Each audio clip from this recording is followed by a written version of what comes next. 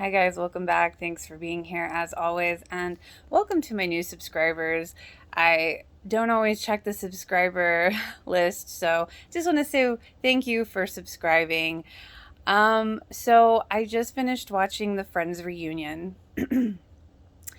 and man, I lost count of how many times I literally got emotional and teary-eyed. Like, it just... Friends, I was watching Friends when it first came out on TV, and I watched it episode by episode, season by season, year by year. So it was very much that one show that I could not miss. And so when I started rewatching it on Netflix, when it was on Netflix, and then on HBO Max, and even on TV, it's like the shows are still funny, even though you know what's going to happen. And there's a handful of sitcoms that I can say that about.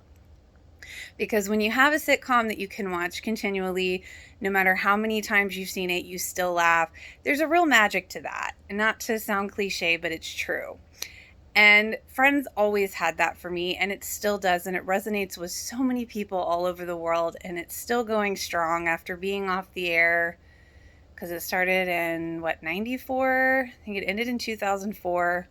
So, yeah, it's been 18 years.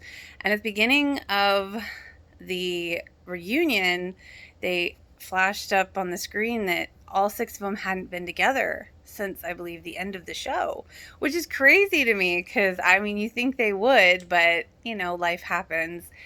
And I wasn't really sure what to expect on this reunion.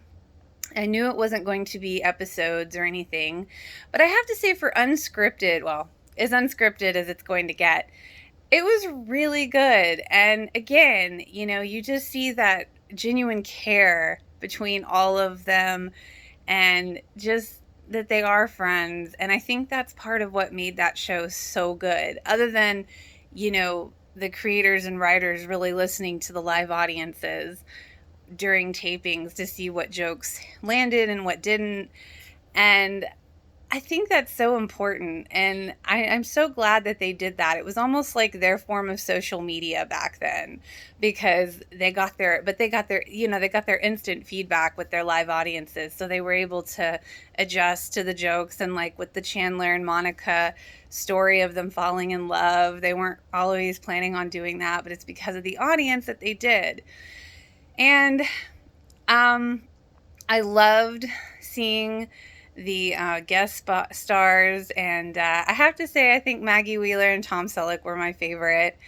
But I also got Courtney Cox sat there and said, well, we're not going to do this again in 15 years. It was posed like a question, but there was a real finality to what she said. So, I kind of got the feeling that they're kind of done with their Friends days. They appreciate it for what it was. They love it for what it was. They enjoyed their reunion. You could tell. I feel like they all genuinely enjoyed being back on the set, which was really cool to see the set. But I kind of get that impression that they're kind of done.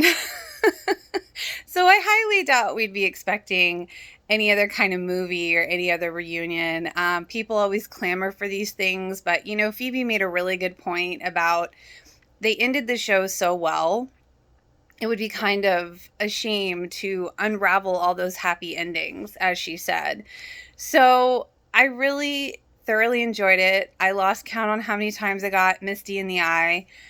And it just never ceases to amaze me how Friends manages to just crawl all the way in your feels, no matter how many years have passed.